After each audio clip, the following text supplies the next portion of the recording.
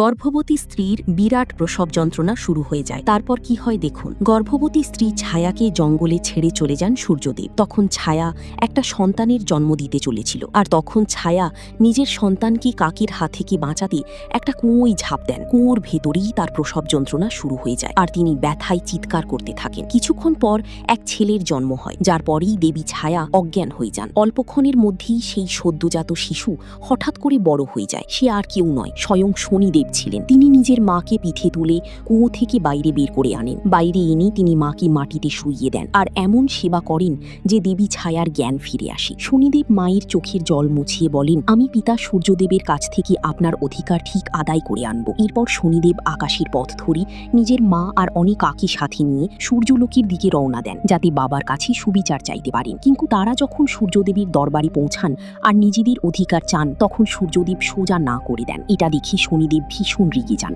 আর নিজের রাগের আগুনে সূর্যদেবের পুরো শরীর একদম কালো করে দেন, যার ফলে গোটা দুনিয়া অন্ধকারে ডুবে যায়।